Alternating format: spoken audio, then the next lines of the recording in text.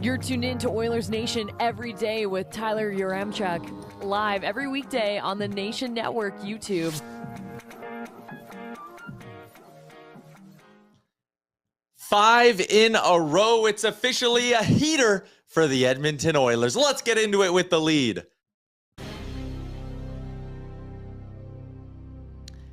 Oilers Nation every day coming to you live from the Sports Closet studio. Have you seen the new All-Star jerseys? Oh, you haven't? Sportscloset.ca. They already got them locked and loaded. I'm going to be swinging by the St. Albert location later on today to see how things are going there. They're also in Sherwood Park Mall and in Kingsway Mall. Shout out to Sports Closet. Yeah, you better believe they got those All-Star game jerseys, and they are looking fresh as hell. Shout out to the Sports Closet. Today, the lead. The Oilers have won 5 in a row, and don't look now, but first place in the Pacific Division is not that far away. I can taste it. I can see it. Yeah. I believe in it.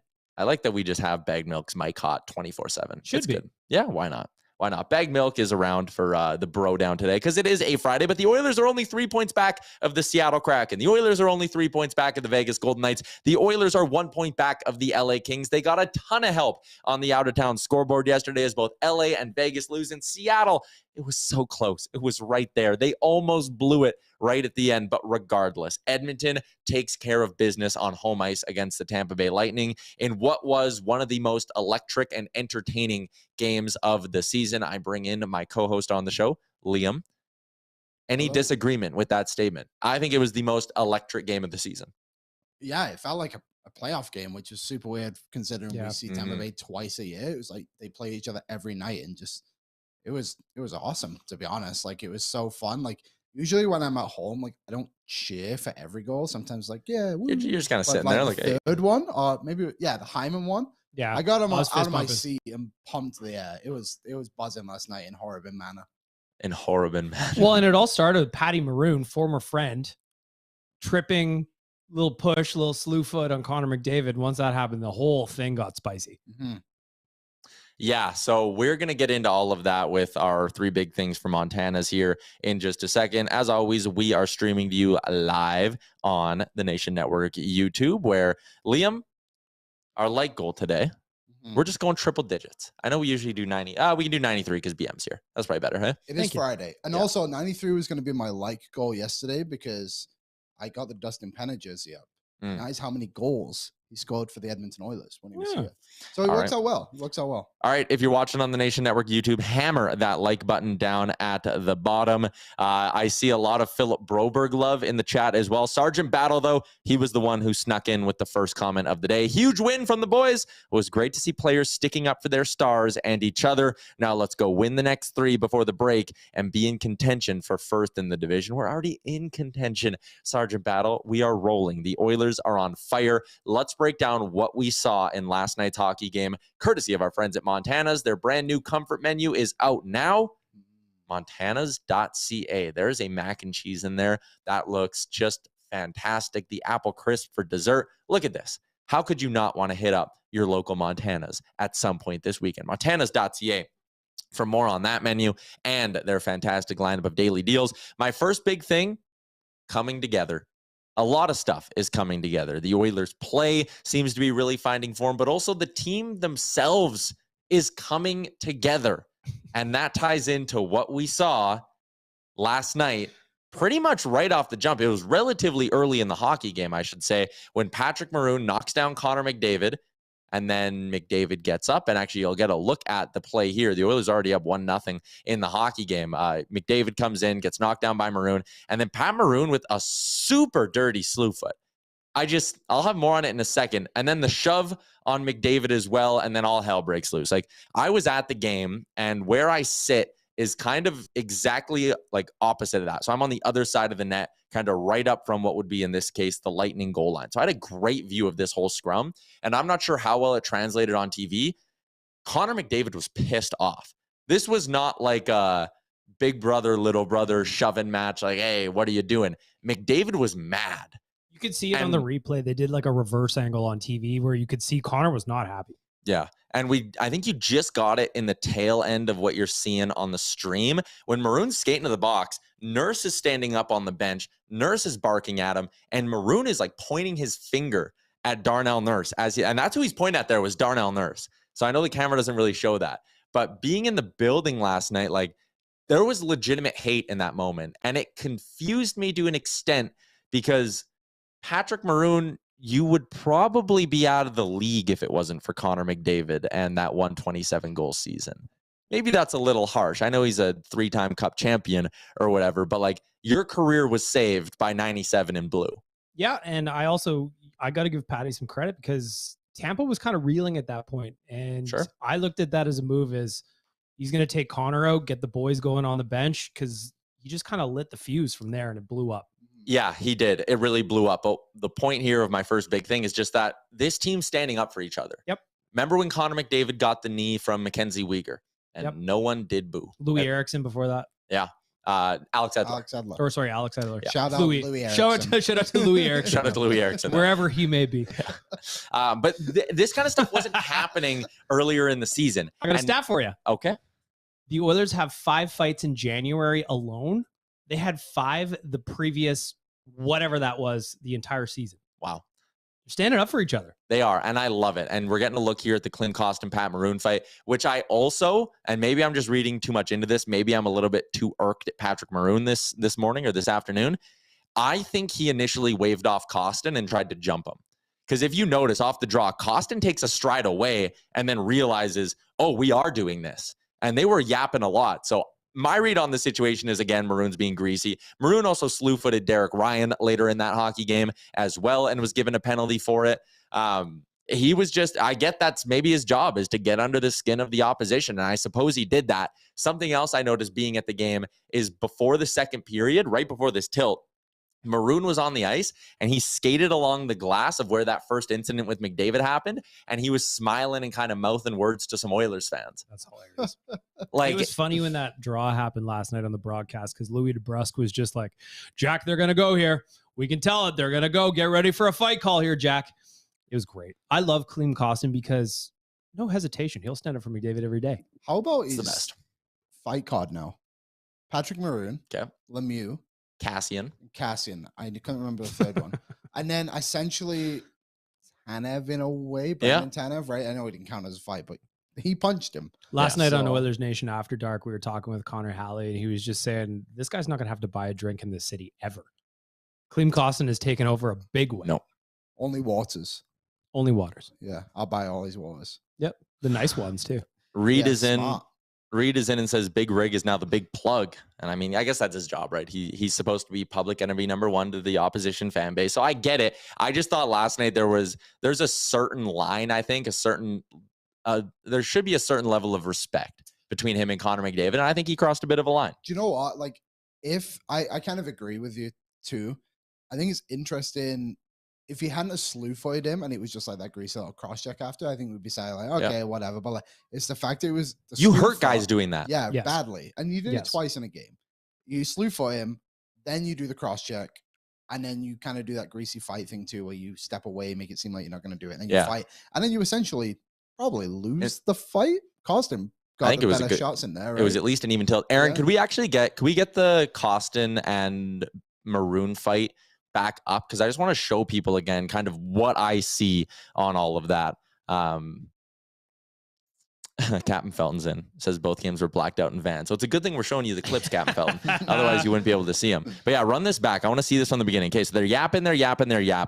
At this point, you would assume Kostin knows he's got to drop his gloves and square up if Maroon's agreeing to fight. But then look, Kostin has to take that stride away, and Maroon's the first one to drop his gloves. So anyways, I just thought that was even a little bit greasy. But either way, it leads me to my second big thing from last night's game. Before you get to that one, what did you think of the Nurse Perry fight? Because I didn't like it at all. I'm a fan of a scrap, just not in that moment. You're up by 2. It's Corey Perry. He's a 4th liner. You're the Oilers' best defenseman. That's a bad trade-off. It's a bad trade-off. You're up by 2. I get it. But if you're going to do that, I want it then, right before the intermission. Because it's hard to build momentum off that when you got to go sit in the room. I wasn't really even worried about that. I was more worried about the trade-off. Trade-off? Corey Perry plays 10, 11 minutes a night. Darnell Nurse plays 24. Yeah. I was kind of in between on it. Yeah, I think I'm in between too. On one sense, I get that side of it where it doesn't make sense to have that trade-off where Nurse is going to the box and then you immediately have a fight as well with Costin. So you're losing 2 guys right there for essentially like 2 fourth-line guys. But on the other hand, I think there's points in the season where I've screamed for this too. Like the Oilers got to stand up for themselves. Yeah, that's so fair. if that's going to happen, but I would have just liked to see Nurse beat the wheels off him. Like you've got to throw some punches in there and kind of get. I think Perry was holding on for dear life. I think Perry so knew too, exactly what he was doing. Yeah, he was there for one reason, and it was to get Nurse out of the game. Yes, and we're watching the replay right here, and Corey Perry has no interest in fighting Darnell Nurse. No, so yeah, I guess, but I didn't mind it 100%. I get it. Like people, there was a lot of criticism on it last night, but I think at the end of the day, it's just good to see some fighting spirit. I'm all for that. That's and I'm all for punching punching Corey Perry in the face when you have a chance. Yes. Yeah. I just think, pick your spot a little better, touch better. Yeah, 100%. Before we get to our second big thing, we do have boots on the ground today, actually. The Oilers are having a practice, and we sent our ace reporter over to the practice. So reporting live from Oilers practice is our guy, Matt Wozniak. Matt, what's going on at practice? How's it going? Not too bad, actually. Practice is going pretty well here. Stu's got some new pads, actually. I don't know if I can show it here. Can I flip the camera? I don't know what. No, we can't flip the camera, but we'll try our best here. This is what we got at Oilers practice right now. So, yeah. It's been a good time. I heard it's a 45-minute practice. That's what we heard, because they're flying to Vancouver here pretty quick. That's the scoop we got from the usher. We got Oilers media just chilling over there. So yeah, it's a good time here. Kennedy's with me, taking video, of course. She's got the content rolling. So yeah, they're just running a couple drills here.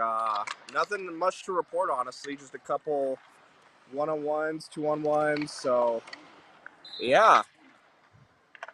Woz, the script said you were supposed to say good and sign off. So we thank you for your time, our ace reporter, Matt Wozniak, live at Rogers Place today. Let's get back into our 3 big things for Montana's. Great work, Woz. My second big thing for our friends at Montana's, there is a way, and teams have shown, there's a way to stop Connor McDavid. I think the lesson Pat Maroon learned last night, and if I was an opposing coach having to go up against Connor McDavid, I show that clip of what Maroon did to Connor, and then I show the clip of the Oilers scoring 10 seconds later, and I go, not the way to stop Connor McDavid. I think they pissed him off. They poked the bear. And if you compare the first 10 minutes of that game for Connor McDavid, he was fine. After that, he was on another level. He reached that level of play that only Connor McDavid can get to. He scored twice, he had the game winner, the 4th goal. He had that great assist to Leon Draisaitl. And when he scored that, or when he set up Draisaitl for that goal, there was emotion behind it. There was not just a normal goal. You could tell McDavid wanted that one. Draisaitl absolutely buried the damn thing. And then we'll get a look at it here on the stream. The stare down. The stare down was my favorite. Yeah, that was unbelievable. That's my favorite part of the whole thing. And you only catch the tail end of it. But again, I saw it in the building. So Maroon skating off. La-di-da-di-da. Draisaitl gives him a stare, but McDavid is giving him an earful the entire way off the ice. And another thing I noticed, I think it irked Maroon or even embarrassed Maroon a little bit that happened, because when there was the Evander Kane scrum and Kucherov and everyone was piled up, and I'm not even kidding, everyone on the Bolts bench was standing up, Maroon was sitting down. Everyone was standing up, banging the boards, and Maroon was sulked back. Don't piss off McDavid, because that shit happens and he takes over a hockey game. Those two specifically, emotional leaders for the team, where they're giving it to them, they're engaged. There was the big celebration from Connor after his goal later. Like, getting those two fired up and in the game, that's trouble for the other team. And we saw it last night. I love the stare down from Leon on Maroon. It made me laugh out loud in my house, because it's like you said, you try to slow Connor down, putting him on the power play is probably not going to do it. He's had some funny moments this year. Draisaitl, like the Jacob Trouba stick bat out of the way, all timer. Now you have this stare down. Like, he is comically, like, he's hilarious to watch when he's pissed off. Sassy Leon's my favorite. Oh Leon. yeah, it's so good. Also, you guys know in the rink when one of the players score, or when certain players scores, they have video board animations for them, right? Oh, yeah. So they have the Captain Connor one. Hyman book. The Scory Time with Zach Hyman. It's a children's book that goes across the screen. When Yamamoto scores, the big board at Rogers fills up with yams. They have a Bison King one. They have 2-5. Dr. 2-5. Yeah. They have a new one for Draisaitl, and it's him. And the last name was the first time I've seen it. It was him there with his stick, and the paddle's really big, and it just says the burger flipper. And then it kind of like sizzles a little bit. It was sick. And again, the Oilers in-game entertainment, I actually think, having now been to like a handful of NHL games around the league, the Oilers in-game entertainment, I think, is really, really good. It's cranked up a notch. It is. They have done a very good job recently of making things better. And even so, Tyson Berger was on a podcast this week, and he was talking about nicknames for players. Yeah. And do you know how they do the horse race thing now? Oh, yeah. I can't remember what they call Nugent-Hopkins' horse. Nugent-Hopkins. Yeah, so now they call Nugent-Hopkins Hoofkins. That's his nickname in the room now because of like the entertainment within the arena. So that's pretty funny. He's collecting nicknames here. Oh, yeah. Hoofkins. Nugent-Hopkins. My third big thing from last night, soup's on, baby. It's soup weather. Jack Campbell is turning his season around. 6 straight starts for Jack Campbell, 6 straight wins for Jack Campbell, 6 straight 900 or better performances from Jack Campbell. The guy's found his game. And again, last night, I looked at the Stamkos goal. Stamkos is one-timer from his office, but it was a bit of a muffin. I was like, maybe he could have stopped that. The other 2, he didn't give up a weak one. Like, even the Stamkos one wasn't weak by any means. No. But I look at that game, I go, he made a handful of big saves. He didn't really give up a weak goal. His confidence held strong. Glove looked good. Glove looked good on a couple. Had a big one. I know Tampa hit a post, but like down the stretch, Campbell was great in that hockey game. This guy's turned it around, and I was skeptical about the decision to start him last night, but it was ultimately clearly the right call. You look at that matchup, it's Campbell at one end, Vasilevsky at the other, and you kind of go, you got to outplay the best in the league right now. Yep. And he did it. Twice. He's done it twice. Yes. Done it twice. Sorry. On the Stamkos one, I was a little unsure what even happened. Did that ricochet off something and hit Campbell in the back and then go in? I think so. I believe so. Or like maybe it hit his arm and kind of went down? I think it hit Okay, him. I wasn't because that's the only thing it would have hit was the post and then come back. But he was like a little unfortunate on that one. He got a big piece of it. Stopped all 8 shots he faced in the third period. And credit to the Oilers for only allowing 8 shots. There was one point where they only had 4 allowed in the period. Yeah. They were team defense has gone up a notch. It's almost like a week ago they decided they're going to fight for each other after in that weird LA game, and then after that, like maybe if we play a little defense, it could get us going the other way up the ice. I guess it's all like a collective, right? Where you just see like that game I went to against Seattle, whatever day that was, Tuesday. They were, I don't know what the final block shot count was, but it felt like they were blocking like critical shots. Like in Seattle got that penalty right at the end with Desharnais, right? And they were standing in front of everything. Like there was nothing getting through. And I think, it's just a credit to the big thing for this team all season has been like being a collective group. And when you can actually like put that heart into everything, like you want to play for each other, it all just benefits eventually, right? Yeah. This is not one of my big things, but it was my favorite moment or one of my favorite moments of the game. At the end, Oilers get a power play. They send out the young kids. Evan Bouchard, ripping clapper, just takes one and fires it right at Nick Paul, gets it back, and is like, you know what? I'm going to do that again. Hilarious. It was so funny. I heard some people, I was listening to one of the post-game shows, the rights holder post-game show, and they were like, Bouchard's got to know better than that. He can't be doing that. I was surprised he did it. I was like, what are you talking about? The game's on, baby. Yeah, they're trying to score. Buzzer hasn't gone. Steven Stamkos stood behind the net and didn't touch the puck for 40 seconds before that. Okay, so my thing on that, like, I didn't hear no bell. I didn't. No? Yeah, I didn't care that Stamkos did that. I thought it was actually quite a funny thing to do. I hated that the refs were like, "Go get it," to McDavid. Because like, why? Most of the time during a game, if a player does that, they just blow it dead. Like, yeah, I knew. Do you remember a few years ago? I can't remember last year, maybe the year before, when Colton Parayko was stood behind the net and the ref's like, "Move it," and he's like, no. Yeah. He's like, I don't have to. Yeah. It's like, why does the ref have to tell the players what to do? If the player doesn't, why would the Oilers want to go get it? They're winning the game. Run that clock down.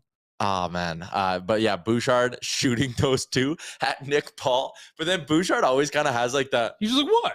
Yeah, he's always got like the, what are you talking about? And you tell Nick Paul's probably like, you mother, like calling him every name. And Bouchard's like, what are you talking about?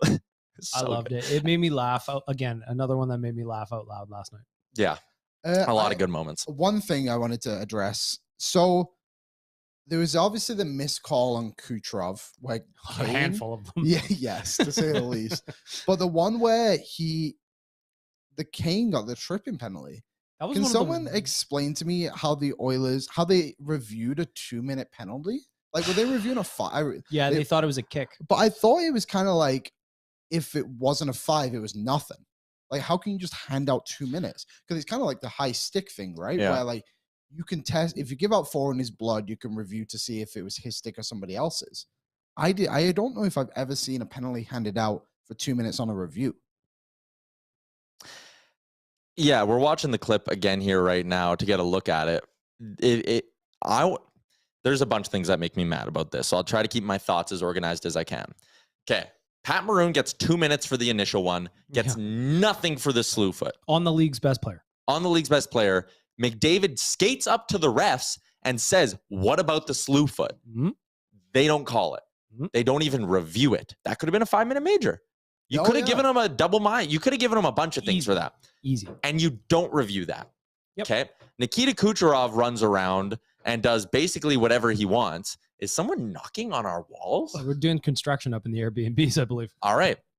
Anyways, Kucherov runs Kane into the boards. Look at this. Right in the numbers. Right in the numbers. Okay, number one, right in the numbers. If Kane is 6 inches closer, he goes shoulder or head first into the boards. Or even if he's a smaller dude, there's a lot of ways he could have got real hurt. A dangerous, predatory hit from a player who has a history of taking advantage of the opposition when they're in defenseless positions. Against Columbus a couple of years ago, suspended in the playoffs. This guy's been suspended before for taking advantage of players who are in bad positions, and he does exactly that. And Kucherov's lucky that Kane got up, or else he would have been suspended again. But he doesn't get a major, and they don't review that major. Evander Kane, I didn't see it at first glance. I was wildly confused. I thought they were reviewing a Kucherov major penalty. That's what I thought they were doing too. The ref is looking right at it with nothing in his eyes. It's embarrassing. Yeah, it's absolutely embarrassing from an NHL perspective, the way these officials picked and choose whatever they wanted last night, and were more often than not sitting right on the side of the team that's been to the Cup final 3 times. There's a great shot of Patrick Maroon while everyone else is standing up. He's sitting alone on the bench. Whining from the Lightning players too. Kucherov specifically was outrageous. It was embarrassing. The way this team acts, I get it. They've been to 3 Cup finals, but they act like they can do no wrong. Another thing that really bugged me last night, if you want to talk about sportsmanship and things like that, just being thrown out the window, Kucherov does this thing before the second period, because then the Bolts bench is right where Jack Campbell is, right? It's their side of the ice. He skates onto the ice, even though he's not starting, stands at the top of the circle, looks at Campbell, and fake rips 2 shots at him. Why? What's the point? He literally stands in the top of the circle and pretends he's shooting on Jack Campbell. Is there a puck on the ice? No, he's just standing there pretending to shoot on Jack Campbell while everyone's doing their little warm-up lap. Mm-hmm. It's arrogance. It's bullshit. The league clearly doesn't want to get a handle on it because it's the precious Tampa Bay Lightning. It's embarrassing. I don't even understand what that's supposed to do. No. You're just being a little asshole is all you're doing. There was one other thing too, and I can't remember what kind of led to it, but it was Alex Killorn was getting really pissy at something, and he straight up punched Bouchard in the face with his glove, and there was no penalty on the play. And then Killorn was screaming at the ref, and the ref blew the whistle and pointed to the box at Killorn. And I was like, oh, he's getting a penalty here for unsportsmanlike or for the punch. The TV timeout goes, Stamkos skates over to the ref. Killorn never goes to the box. They more or less picked up the flag. Yeah, it made ridiculous. No sense. Yeah.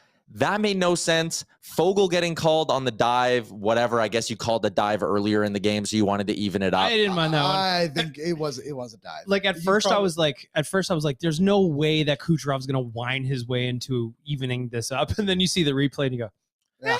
But it's the optic of it. Of again, the arm goes up on the call, the Bolts whine, and then Edmonton gets called on the dive. That's what it's just. That was frustrating. But yeah, because I thought like when you saw the replay, I think his head was moving before he was Yeah. down. It's just the tough dramatic fashion in which he crumpled. I respect it. I Yeah. respect the sell. I said this last night, but Warren Fogel's game is through the roof right now. But man, if that guy could score on breakaways, that would be awesome. He might win. He would win the Rocket Richard. Yeah, he really would.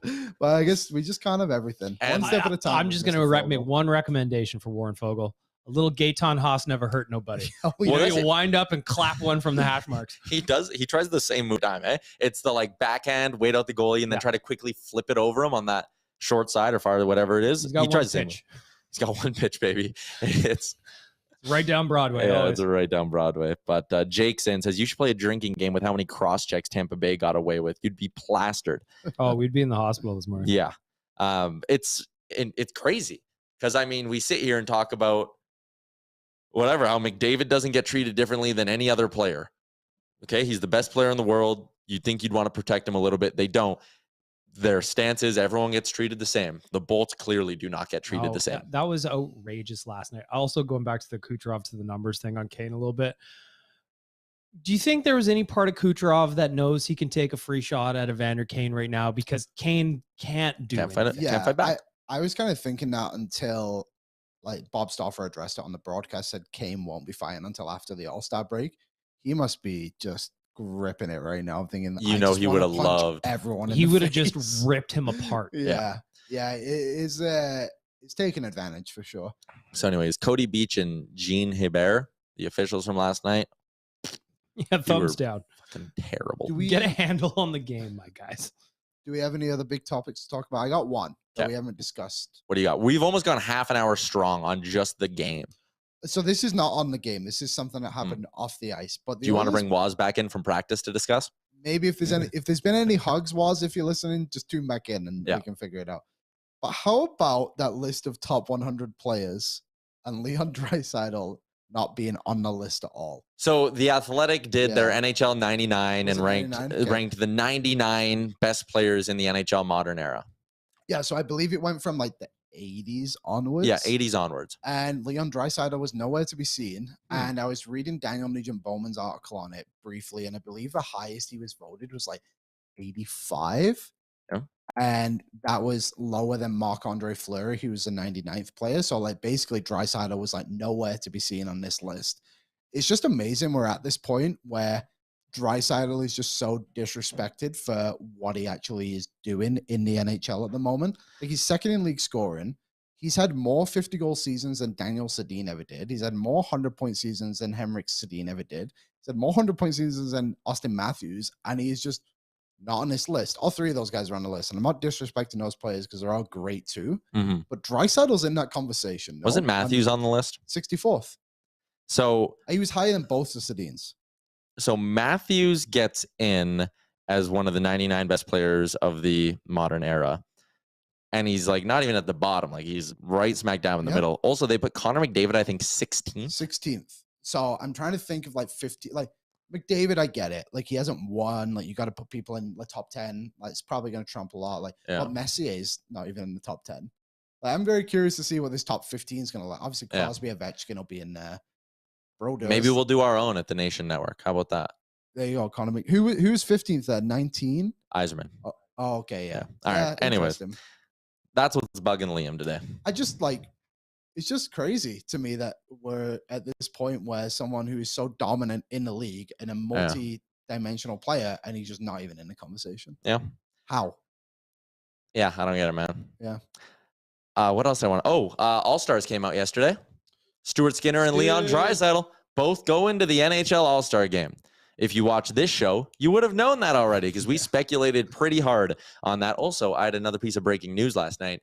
I had a source tell me Pat Verbeek was in the building. Ducks GM Pat Verbeek was watching that hockey game last night. Probably not a good showing for Yesel last night. No. But anyways, All-Star rosters, Stu and Draisaitl going for Edmonton. Do either, like, honestly, Skinner, I'm sure he's very jazzed about the opportunity. The guy also had a child like 4 or 5, 6 days ago.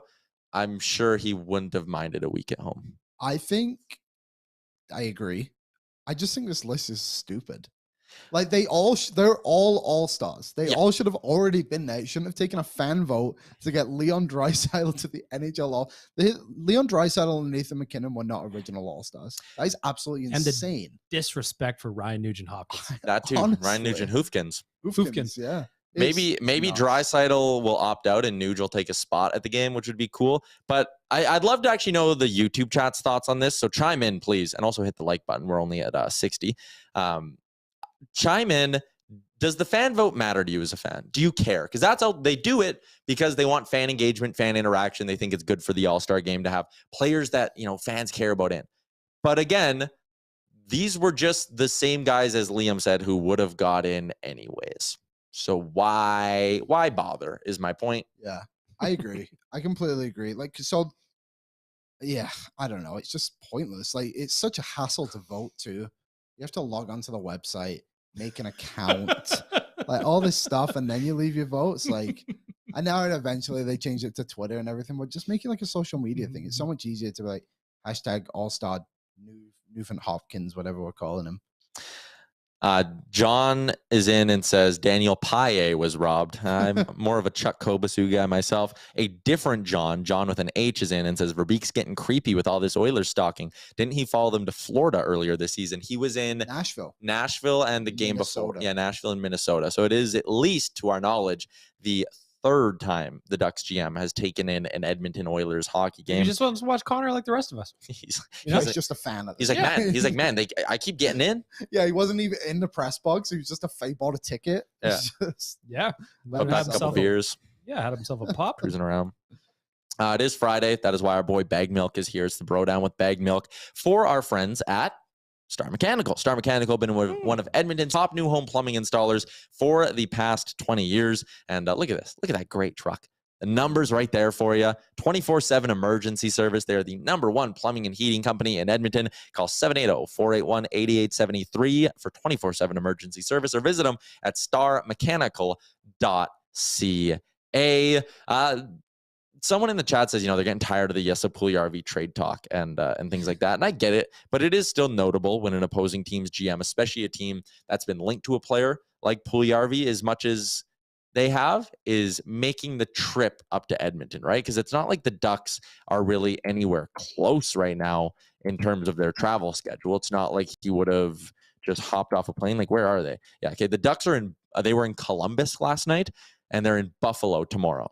Wasn't exactly on the way for our guy, Pat Verbeek. So I'm interested in it. I think Max Jones is kind of a guy to keep in mind there. Or if it's not a roster player, a warm body coming back the other way. The Ducks do have 3 second-rounders this year and 2 third-rounders this year. That's probably what you're looking at if you want a little bit of insight into what a potential return could be for Jesse Puljujarvi. But I'll be honest, I don't think it makes a ton of sense to go get a roster player for this guy because, again, I know it's a big if on when everyone is healthy kind of thing.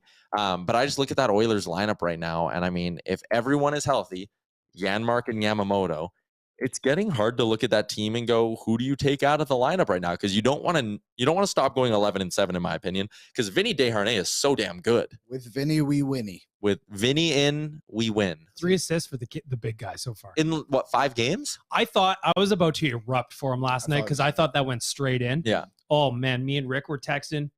We were both going to just erupt. Oh, I love the guy so far. The story's great. He just doesn't do anything crazy. The game is so simple. I love it. Quiet. He gets pucks to the net. That's such an easy thing to establish, and so many players can't do it. His 3 assists have all come off basically him just shooting from the blue line, right? Getting shots through is a skill. Yeah, it's tough to do. And putting it in spots where guys can deflect it, or it's going for a rebound. And the thing it does now too, so if teams are, I doubt they're game planning for Desharnais, but maybe eventually they start seeing that's happening.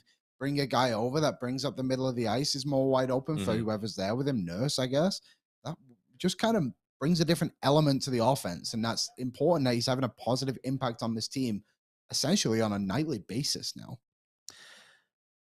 Mitch is in and says, JP was a scratch till game time. Verbeek wouldn't have been there for him. Or tinfoil hat time. Did Ken Holland go, oh shit, you're here? Janmark, you're sick. And Janmark's like, bleep, bleep. And yeah, you're not playing. Get out of here, you rascal. Go home. And JP was magically in the lineup. Blake says rough turnover in front of our net for Vinny. I mean, let the guy make mistakes. He's 5 games into his NHL career. It's been more or less nothing but positives. It's been a big week for the show, Tyler. We had you breaking this one, the original Jesse Puljujarvi scratch. And then we also had to Stuart Skinner All-Star. And now we have a man on the ground at practice. Yep. And Waz gave us some great insight. Like they're running drills, 2-on-2s, 1-on-1s. But he did say Stuart Skinner's wearing new gear. Told us where the media was set. groundbreaking stuff this week on Oilers Nation every day. Surely that earns a like. Why is Stu? Yeah, please hit the like button, guys. We're only at 62. A lot of people watching the show, though, which I absolutely love to see. Dakota says, what was his trade offer? JP and a first for Klingberg. I am not giving up a first-round pick for tall Tyson Barrie. We've established that on the show. John Klingberg's having a bad season. Frank Saravalli was on DFO Live today and actually said there isn't a big market for John Klingberg right now. A few months ago, 3 months ago, he would have been regarded as the number one all-around defenseman on the trade market. Teams have watched how hard he's struggled this year. I know plus minus isn't great, but it tells a bit of a story. He's dash 24. They're a bad team. I get it. He's tall Tyson Barrie. We don't need him. Also, he's mainly a righty. We don't need another righty. Tyson Barrie's having a really good season. I'm in the camp now. I don't want to trade Tyson Barrie this year. I think you got to keep him around. Yeah. You don't think we need another righty? I think this is an interesting discussion because I think we've seen the positive effect that Desharnais has had on this team with 4 righties down the side. What if you just bring in a more experienced right-handed defenseman? And then that kind of helps Nurse out when Desharnais, like, hypothetically out and Nurse is playing with that blank guy. Maybe it just balances it out a little bit better. Yeah, but I think the same argument can be made for going and getting a good lefty who's going to relieve some minutes from everyone and make Darnell Nurse's life easier that way, too. Or is Nurse not the issue? I don't think he's much of an issue. I don't think so either. You can look at some names here. Frank's full new list, by the way, is up at dailyfaceoff.com. Maybe we'll even drop a link to that bad boy, Liam, in our discussion in the YouTube description of the show, so people can check that out. Put it in there after the show. So if you want to check that out, we'll drop it in there. Some interesting names. I mean, Gavrikov is an obvious one, but here's another side of things. Philip Broberg's playing really goddamn good. Yeah, he is. Man, he's really, really come along quietly. Like, I know he only played under 13 minutes last night, but he was steady. Just really steady, quiet, defended, moved the puck. Really nice. Yeah. It is it's positive. And like I said, he didn't play a ton. But when he's playing, it's good minutes. He's putting in reliable minutes. It's similar to Holloway in the forward group. Like, they're producing well. Like, that first goal that went in, I know it went off McLeod, but like Holloway was also there providing the high screen there too. And it's just, guys are clicking a little bit more now. We're seeing a lot of good stuff. The rumor is the Chicago Blackhawks want a second or a third rounder for Jonathan Toews. That's it? I think what it would probably take is a second to Chicago and a third to another team to keep half the money. I give up not just a second or a third. I give up my second and a third for Jonathan Toews. And then maybe they end up keeping the first round pick in a deep draft. I don't love that idea. I think you got to go all in, but maybe you can get what you need. You go get Jonathan Toews, give up your 4th rounder for a depth winger as well to give yourself a little bit of insurance, and boom, there you go. Yeah.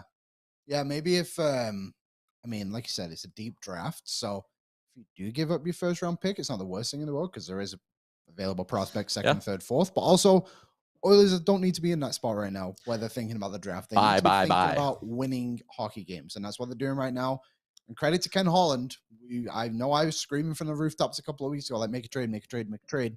Now here we are on a 5-game heater. Like, obviously, there's a long way to go still, but it's positive signs at the moment. And there's an emotional Oilers fan and drinking the Kool-Aid. Yeah. 5 in a row, Liam. We're the best. And you see what's coming up. Yeah. I'm going to list off their opponents, and you tell me if that team is in the playoffs. Vancouver. That's a must win. Yeah. And I want the boys to go into Vancouver and pay them back for what happened when they were here. Oh, yeah. 100%. Vancouver in the playoffs? Are they? Are they in the playoffs? Yeah. No. Columbus? No. Chicago? No. Detroit? No. Philly? No. Ottawa? No. Montreal? No. Detroit? No. Keep going. The New York Rangers. Damn it. Son of a gun. Yeah, it does get tough with Rangers and Avs after that. But the point stands, your next 7 games are against non-playoff teams. You've already won 5 in a row. One of our news writers, Brendan Delaney, has a great thread up on his Twitter right now about some historic Oilers winning streaks. And listen, we're getting way ahead of ourselves with that kind of talk. It was still neat to read through. I thought it was a really interesting read. That's still a big game against Vancouver. If you take things lightly, you know? Yeah. But Bruce Boudreau's still behind the bench in Vancouver. I will continue to bet. Also, they're playing tonight. So you're getting Vancouver on the second of back-to-backs. Every reporter going in that market has made it be known Rick Tockett's being hired Monday. It's absolutely and Sergei insane. Gonchar is one of his assistants. I find that so disrespectful. Me too. So Bruce Boudreau today was asked, these are probably his last 2 games ever coaching in the NHL. And he was asked, like, I don't buy that. They asked him, with everything going on, are you kind of reflecting a little bit? And he got so emotional, he had to leave the press conference after that question. Really? I wonder, it's just an emotional process in Vancouver right now. I imagine how frustrating that would be. Like, super frustrating for a guy who has earned so much respect around the league. He's been around forever. Like, he's gone through so much, and now just to have this team just completely fall apart around him after, like, realistically, like, the success they had last year. I don't know if it's the playoffs, but it's like so rude. Also, Rutherford, you hired him. Yeah, Jim Rutherford acts like he's the GM of that team. He's not. Like, people. It's Patrick Allvin. It's Patrick Allvin. You wouldn't know if you asked just an everyday hockey fan. Steven says, why doesn't he just quit? Because that's who Bruce Boudreau is. We had him on the DFO rundown when he was still a free agent head coach, and he says he watches 5 to 6 hockey games a day. He will watch the early one at, like, what would be 5 o'clock Mountain for him, 7 o'clock Eastern. Then he watches a late one. He PVRs one and watches one after that. Wakes up the next morning and watches 2 to 3 more if he missed them. See, that's why I don't think that this will be the last time he coaches. He's old, though. Yeah, but so? I guess that's never stopped coaches before. So, I just think he loves the game that much. Yeah. There's always going to be a team that goes, you know what? Let's get that first year Bruce lift. Yeah, maybe. Also, if he quits, doesn't get that nice payout either. Mm-hmm. So that is true. Got to collect. But I just think it's beyond embarrassing the way the Vancouver Canucks have been operating this season, from top to whatever levels right in front of Boudreau, because I think he's the only one giving that team an ounce of. That's the only reason they get any sort of respect from me. If you're a free agent, you're looking at Vancouver right now, thinking, why on God's green earth would I want to go and play in that city? Yeah, John makes a good point. He says, when you see how Bruce is being treated, why would you want to coach for that team? I think that owner is a little bit nuts as well. It's wild how terrible they are. Also, we set a new record, I think, for viewers at once. We cracked like 175 at one point here. We're rolling. I guess it depends how much you love the aquarium, you know? Sure. Oh, to be fair, I would coach just for the aquarium. I would too. It's a lovely day out. Yeah, it is nice. One of my own once. They were like, we close in 25 minutes. I was like, no problem. I'll be done. Yeah, Alex says, imagine disrespecting him after having him come in last season to save and salvage your year. Yeah, 100%. If you're watching on the Nation Network YouTube, hammer that like button for us. We're going to keep working through the show. It's a great opportunity for the Oilers over this next stretch to keep making some hay in that Pacific Division race, because, man, it's pretty wild to see how quickly things can turn around. Like, you win that game against Vegas, and that we're looking at the big win against Anaheim that started this, but like, you did your job against Vegas and San Jose. I don't think we would have been the least bit negative if they lost that game to Vegas. It would have been understandable, right? Second of back-to-backs, you had to play Campbell in both of them because Skinner's unavailable to you. Like, a bunch of things seem to be breaking the other way, and the Oilers did a great job just pushing the tide back in their direction, and they're rolling that over. I even have a little bit of a problem with people disrespecting the wins against Anaheim and San Jose, because they beat them the exact way that they had to beat them. 100%. Those are still important points. It wasn't a tight game. No. They dominated them. Yes. One thing, too, I noticed this a lot the last, I think it's 4 of the last 5 games, something. They're responding to goals so quickly. Like, the Hyman one last night was like a minute after. The night before, they got a good bounce, but Hyman got that one against Seattle. They did it against Vegas too with Klim Shady. And then there was one other, it was the Anaheim game. They responded within a minute to Sam Carrick's goal. So they're just not putting their heads down at all. Where sometimes we've seen it this season where they allow one and you're like, oh no, like, what's happening next? Where they're like, nope, this is our game. We're taking it back over. So yeah, it's just a credit to how far this team's come in basically 2 weeks. And they're starting games well. Like, think of everything we complained about earlier in the season with the Oilers. 5-on-5 and depth scoring was a huge problem. Better. They are getting it now. They could not start a game on time to save their life. They were out shooting the Bolts 11 or 12-2 at one point in the first period last game. Jack Campbell was struggling. Boom, that's turned around as well. And they weren't playing with any sort of desperation. They weren't playing a playoff style of hockey. That's better. Yeah. It's everything seems to just be turning around at the right moment. Peter says, I think the wake-up call was that LA game. I think so. Rusty says, Vegas has now lost 3 in a row. You love to see it. And not just losing games for the Vegas Golden Knights. Logan Thompson is coming back down to earth pretty hard here. His last couple starts, I know he had a 9-14 against Dallas. That one was fine. But before that, it was a couple in the 800s. He's starting to give up some goals. Not nearly the goalie he was at the beginning of the season. Mark Stone might not play Yeah. Is Like- how long is Shea Theodore out for them? I am not sure on that. Because he's obviously out for them as well. They're Yeah. just kind of hitting a spot right now where players are getting cold and also players are just simply not available to them. Yeah. But also LA was shut out last night too. So LA lost again. Like, man, it's getting really interesting. You can still get the Oilers at plus 450 to win the Pacific. I can taste it. I can feel a late season I run can starting to come taste it. together. It's right And- there. I just want to reach out and touch it. I just want to take it one game at a time. That's fair too. I And just that wanna- game, like again, yeah, we're all positive right Yeah. now. Son of a bitch, they're gonna lose 5-3 to the Canucks or something. No, we'll be positive. We will be positive. Rusty says Jay Woodcroft has gotten this team to buy in and play his system. The Oilers just needed some time to get their feet under them, and they're going to be a top 5 team to finish the season. Kyler says, is the room already turning on Bruce Cassidy? I mean, yeah, with Bruce Cassidy, usually it takes a year or two for the room to turn on him, but that might be happening a little bit quicker than expected down in Vegas. That's a team, though. They don't sit still. When things are going bad, if they can put Stone on LTIR, we talked about that with Frank, you know they are going to be hunting for something big. They will move the And they'll picks. They will just move the prospects. Magically pop back right when the playoffs start. Yeah, yeah. But you know what? The big thing? It all stems down to one thing. No Yaremchuk tribute video. That's right. The Disrespectful. disrespect. The Mhm. disrespect. They had this coming. You should start Deserved it tweeting even. that, just like days. I tweeted. Don't at worry. him. Me and Liam have Good. been on it. Yeah. All right, good. We've work. been tweeting about it since we left. Yeah. I added the Vegas Golden Knights. Hmm. No response. Hey, Vegas, why are you scared? Yeah. Why are you scared of Matthias Yaremchuk? Should have let your boy walk. Mm-hmm. Mm-hmm. We are one like away from hitting our goal. Let's move into our Betway bets of the day, though, Mr. Liam. Yes, sir. What do we got? Only 2 games tonight. Quiet Friday Quiet, night in the super NHL quiet Friday. because why would you schedule a busy one? JT Miller, what were you saying about him, Gavin? You got a mic there. You have the mic now. You're on the mic. Any of them will work. Come on. The mic arm. See, See, mic arm. See, like he works it fine. Here we got it. We got it. Okay, yeah, JT Miller going over 2.5 shots tonight. That line set at minus 118. He's done it 4 consecutive. Okay. He's done it in 4 consecutive, and in that span, he is averaging over 4.5 shots a game. So I love it. I love the value here. So JT Miller over 2.5 All right. shots. Thank you. And then my pick for the show, I like how you just vultured a pick from Gavin. Smart man. Evgeny Malkin. Goals Yep. in back-to-back games, plus 155. Like I said, there's only 2 games on the slate tonight, so I wanted to pick one from both games, and Malkin can score them. I like the Avs minus 1.5 at plus 150. I looked at that too. That's juicy. So I put together a little money line parlay. I've got Pittsburgh over Ottawa, Colorado over Vancouver. That'll turn your $5 into $13.71. Not bad. Ooh, that'll pay I like the bills. over in Ottawa, Pittsburgh too. They played earlier this week and it was 5-4, so they can go over 6.5 again. I think it might be a couple of backups playing tonight too. So yeah, Rusty says it's a weird night tonight. You'd think they would have scheduled a lot to avoid NFL playoffs, but I guess not. Yeah, NFL playoffs this weekend. Our friends at Betway got you covered on that. Obviously, you know me, Bills by a million. Any spot you like in NFL?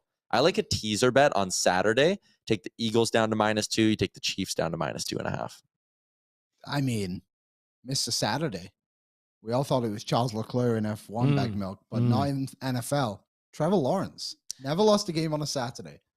But he's got to roll into Arrowhead now. Hey, stats don't lie. Stats are right there. What is he? 43-0, 44-0. But- Sunday morning, when the sun rises on Sunday morning, Trevor Lawrence and the Jacksonville Jaguars will be in the AFC Championship game. Gavin, you're a football guy. What do you like? You got any spots? It's hard for me to go against any of the favorites, but I don't know. You're a Cowboys guy, so I Yeah, should say that. it's hard to bet against Patrick Mahomes. Yeah. Like I understand, yeah, Trevor Lawrence has not lost on a Saturday, but I think KC takes over this football game. Yeah. I really, really do. And for that Eagles-Giants game, that's kind of a coin flip for me. Really? Just to the fact that Daniel Jalen Hurts Jones might not be 100% either. That's exactly it, right? And obviously Daniel Jones probably had his game of his career last week against Minnie. So like I can see the Giants pulling one out here. I could too, because Daniel Jones is just going to run all over them. Now, what do they call him? Danny Dimes? He did Danny a Dimes. Statue That of they do. Liberty the other day. That is unbelievable. That's So, yeah, Jags and Giants. We'll go with that. Parlay that, whatever that is. Who knows? We're 3 likes away from 100, so hammer that like button here as we move towards the end of the show. Shout out to our friends at Betway. 19 plus, please play responsibly. We will be back tomorrow, though, with a Sherwood Ford Giant Game Day edition of the show. It's not there. Yeah, so we'll be getting ready for Oilers Canucks tomorrow, Saturday edition. Vibes will be good. If the Oilers, what a Saturday night it could be if the Oilers pull out that dub, hey? 6 in a row. Could be 6 in a row for the Edmonton Oilers. Baggedmilk, thanks for doing this as always, big man. I've been paying attention to most of the things you've said. There you have it. What more could you ask for? That's all we need from a guest. Yep. Yeah. That's 10 all minutes of your time for our we almost hit 400 views already on the show. Oh, there we go. We just hit it. Hammer the like button before you close out on the chat today as well, everybody. Shout out to Star Mechanical and Montana's. Don't want to cook this weekend? You obviously don't want to cook this weekend. Head over to Montana's. They got a great lineup of daily deals, both drink and food, and their brand new comfort menu is out now. Sports Closet, sportscloset.ca. The new All-Star Game jerseys are available on the site, and I think they even have them in store as well. That's going to be a wrap on another edition of Oilers Nation Every Day. Enjoy your Friday night, everybody. If you're looking for some hockey in the Edmonton area, University of Alberta Golden Bears play tonight at Claire Drake Arena. So I look forward to seeing some people out there. And we'll be back tomorrow, noon Mountain, with another edition of Oilers Nation Every Day.